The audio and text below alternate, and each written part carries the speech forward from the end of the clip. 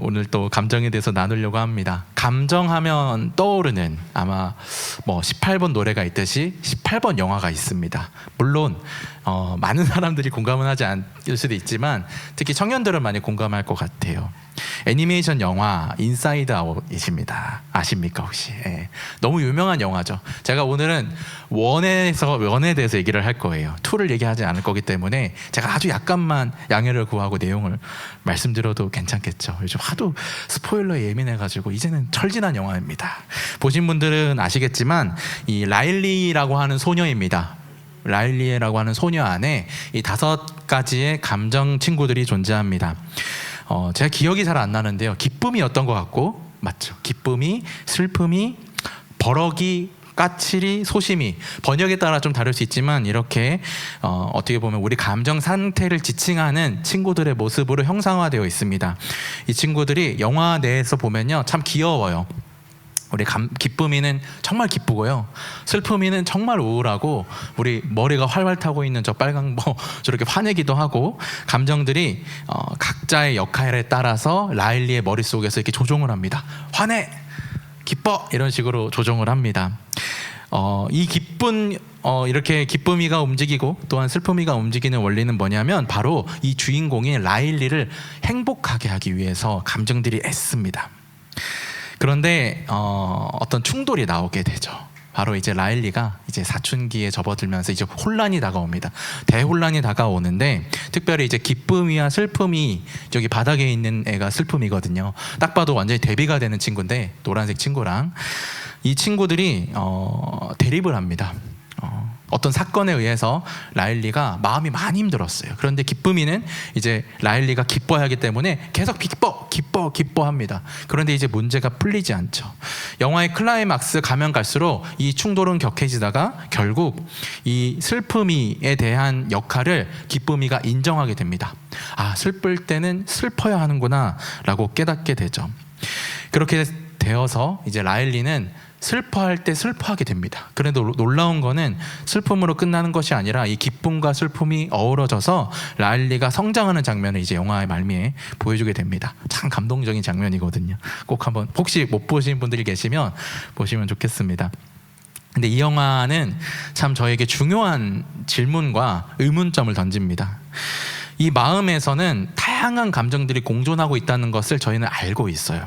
분명히 알고 있습니다. 그런데 이 감정들이 그냥 공존하는 정도로 그치는 것이 아니라 동시에 존재를 하기도 하죠. 예를 들면은 입술로는 괜찮습니다 라고 말하는데 마음속 깊은 곳에선 되게 불편한 마음이 있을 수도 있어요. 나 잘 알고 기뻐요 라고 말하지만 때로는 사실은 되게 슬프고 귀찮고 짜증나는데, 이런 겉과 속이 다른 형태로 우리 삶에 들어오게 됩니다. 이렇게 살아가게 되면은 어떻게 보면은 우리가 아는 내가 정말 난가? 나 왜 이러지? 하고 하는 의문이 듭니다. 나를 이해하는 게 삶을 살다 보면은 더욱더 어렵게 되게 돼요. 저는 그걸 이렇게 말할 수 있을 것 같아요. 우리 마음에 우리가 알 수 없는 이런 틈이 존재하고 있습니다. 마치 이 영화에서처럼 기쁨이와 슬픔이가 동시에 존재해서 우리가 정말 받아들이기 어려운 그런 일상의 순간에 그곳이 바로 우리가 주목해야 될 감정의 자리, 내면의 세계의 그 심연이라고 말할 수 있습니다. 우리는 이 마음에 대해서 참 많은 영향을 받아요. 눈을 뜨고 살아가는 그 순간에 사실은 기쁠 때도 있고요, 슬플 때도 있습니다. 하루의 시작이 그런 식으로 결정될 때도 있어요. 그런데 안타깝게도 우리는 우리의 마음을 들여다보는 행동과 습관을 들이지 못한 채 그냥 일상을 살아가고 있습니다. 바쁘고 고된 일상을 살아가야 되기 때문에 이 복잡하고 뒤엉킨 이 마음은 사실은 좀 뒤로 이렇게 밀어놓고 우리 하루를 살아가야 됩니다. 풀리지 않는 엉킨 실타래처럼 그냥 덩그러니 놓여 있는 거죠. 그렇게 우리가 하나님 앞에 나오게 되죠. 우리는 이제 그리스도인이기 때문에 예배를 드리기 위해서 하나님 앞에 나오죠.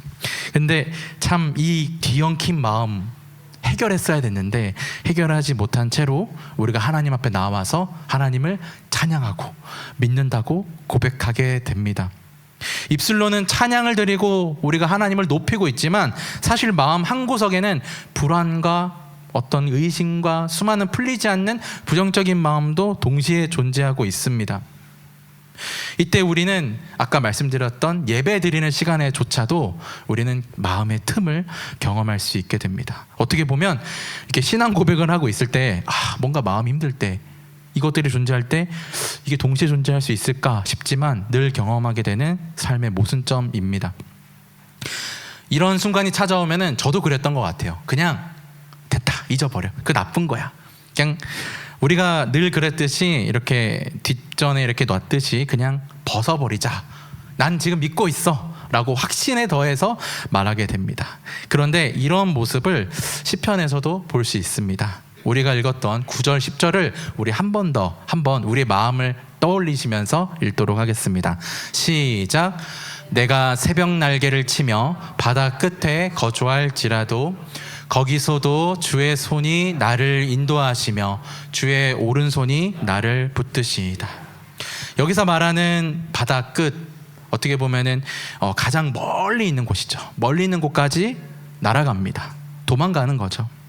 우리의 마음에 있는 그 내면의 혼돈을 벗어버리는 것처럼, 그냥 외딴 곳에 피신하는 모습처럼 우리는 하나님 앞에서조차도 사실은 나의 모든 것을 드리지 못하고 있어요. 그런데 놀랍게도 시편 기자는 이렇게 고백합니다. 그 순간에도 하나님은 우리와 함께 하시고 인도하시고 우리를 붙드신다고 약속하고 있습니다. 또한 더 나아가서 이 틈에 마주하게 되면은 사실은 너무 어두워요. 너무 부정적이에요. 때로는 정말 아무것도 들리지 않고 아무것도 느낄 수 없는 그 순간, 그 절망감이 느껴질 때도 있습니다. 그 순간을 11절 12절에서 바라볼 수 있습니다. 우리 한 번 더 11절 12절을 함께 읽겠습니다. 시작. 내가 혹시 말하기를 흑암이 반드시 나를 덮고 나를 두른 빛은 밤이 되리라 할지라도 주에게는 흑암이 숨기지 못하며 밤이 낮과 같이 비추이나니 주에게는 흑암과 빛이 같음이니이다. 여기서 말하는 흑암은 단순한 어둠이 아니에요. 우리 삶에 반드시 덮는 흑암입니다. 우리가 결코 피할 수 없는 절대적인 문제, 그리고 내면의 모습을 의미할 수 있습니다. 이 어둠이 그냥 내버려 두게 되면은 그래요, 그대로 두면 괜찮은데 이게 정말 내가 마음의 통제가 안 될 때, 삶의 그 순간, 어려운 순간이 찾아올 때는 이것이 너무 커져서 마치 우리를 삼켜버릴 것 같고 우리 내면에 있는 작은 빛마저 꺼뜨릴 것 같은 무서운 흑암처럼 다가올 수 있습니다. 그런데 여기에서는 이렇게 말씀하고 계시죠. 주님의 빛은 반드시 어둠의 빛을 밝히 드러낼 것이다 라고 말하고 있습니다. 주님이 주시는 빛은 우리를 감시하고 우리를 공격하고 우리를 몰아세우는 빛이 아니십니다. 그 빛은 우리를 품으시고 우리를 긍휼히 바라보시는 그 주님의 빛이시죠. 주님은 우리의 어둠을 아시기 때문에 우리를 버리시는 분이 아닙니다. 우리의 어둠을 아시기 때문에 더욱더 우리 마음속 깊이, 우리 삶 속으로 다가오십니다. 그분은 우리의 문제를 외면하지 않으시고 그 감정마저도 따스하게 품어주시는 분이시죠. 이런 혼돈 속에서 우리는 깨닫게 돼요. 내가 하나님의 사랑받는 자구나. 내가 이 어둠 속에 있고 연약한 존재지만 하나님이 나를 품으시는구나 라는 것을 알게 됩니다. 동시에 모든 것을 꿰뚫어 보시는 그 하나님의 신실한 사랑을 통해서 나를 더 알아가고 나를 받아들이게 됩니다. 우리 마음의 틈에 들이닥친 그 하나님의 빛, 그 하나님의 빛은 우리를 더 깊은 알매 차원으로 우리를 이끄십니다. 이제는 우리가 새로운 영역으로, 새로운 삶으로 나아갈 수 있는 가능성이 열려요. 그런데 마음은 여전히 엉클어져 있기 때문에 풀리지 않고 있죠. 그곳은 여전히 불확실한 곳입니다. 확신할 수 없어요. 내가 잘할 수 있을까? 내가 정말 괜찮은 사람일까? 확신할 수 없습니다. 그런데 이 말로 표현되지 않는 그 무엇, 거기에 존재하는 나, 이 복잡한 마음을 가진 그 나, 그 틈을 가진 나를 이제는 이것도 나였구나, 이것도 하나님이 품으실 수 있는 나였구나라는 깊은 깨달음을 얻게 됩니다. 이제는 하나님의 마음으로 나를 바라볼 수 있게 되는 거죠. 착하고 좋은 사람이기를 벗어버리고 나다운 게 무엇인지 우리가 고민할 수 있습니다. 반복되는 실수에 늘 후회하고 자책하는 마음을 조금 내려놓고 나를 기다려줄 수 있게 돼요. 이렇게 나를 안다는 것이 단순히 난 이런 사람이지, 난 이렇게 살아가는 사람이지 해서 그치는 것이 아니라 부족하지만, 여전히 받아들이기 어렵지만 이게 나였구나 라는 차원으로 넓게 우리의 인식이 바뀌어집니다. 이렇게 넓고 깊어진 알므로 우리는 하나님과 함께 살아갈 수 있게 됩니다. 복잡하지만 나의 마음속에 분명히 존재하는 마음, 그 틈, 사실 그것은요, 살고 싶은 마음이에요. 살아내고 싶은 고집스러운 마음입니다. 라일리, 우리 아까 예를 들었는데 그 인사이드 아웃 장면에서 보면은 사실 라일리는 슬퍼요. 근데 그 슬픔을 끝까지 외면하려고 합니다. 그런데 결국 그 슬픔을 있는 그대로 받아들였을 때 더 나은 나를 알게 되는 거죠.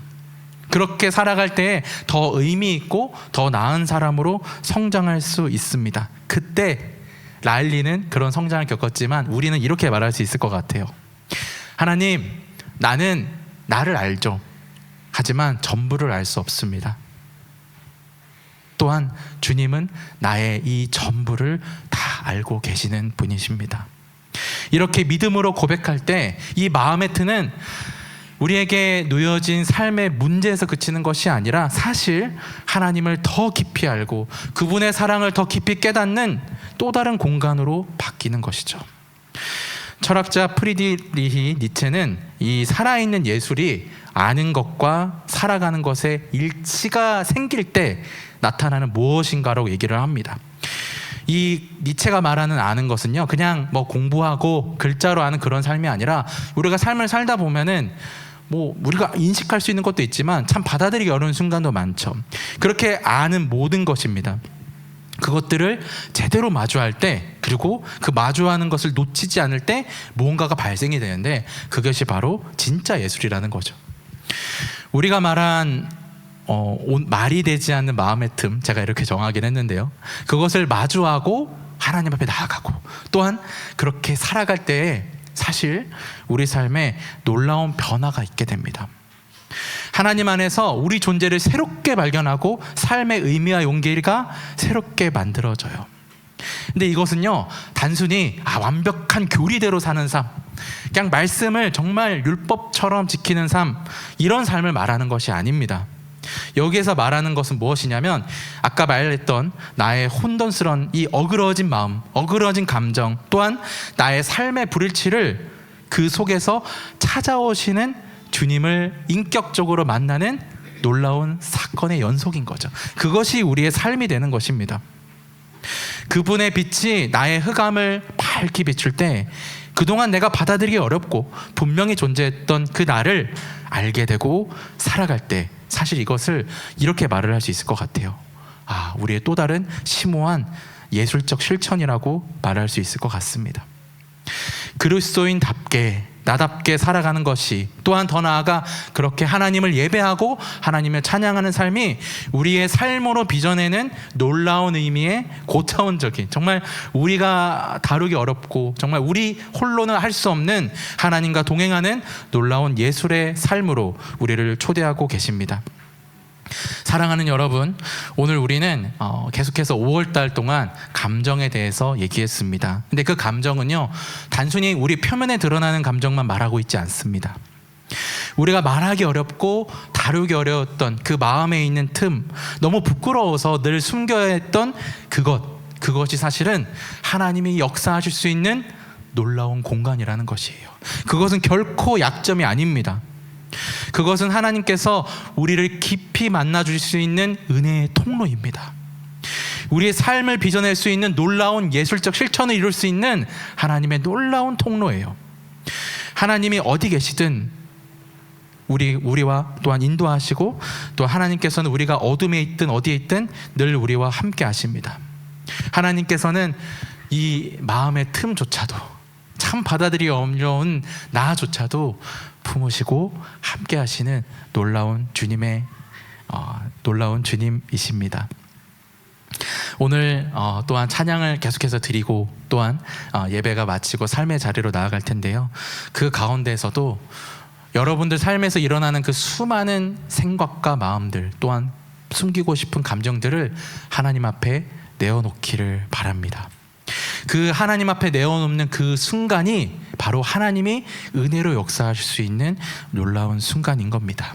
그렇게 또한 예배를 드릴 때 우리 삶이 계속해서 변화되는, 그게 느낄 수 없을 수도 있어요. 바로 보이진 않을 수도 있습니다. 그런데 하나님을 몰랐던 삶이 아니라 하나님을 아는 삶, 내가 사랑을 몰랐던 그런 삶이 아니라 주님의 사랑을 조금이라도 품고 아는 삶으로 변할 수 있게 됩니다. 그런 삶의 여정이 우리 삶에 펼쳐지고 또 하나님께서 우리에게 손 내밀고 계십니다. 이러한 여정이, 이러한 삶이 우리 가운데 있기를 간절히 소망하며 또한 우리 주님 앞에 계속해서 나아가도록 하겠습니다.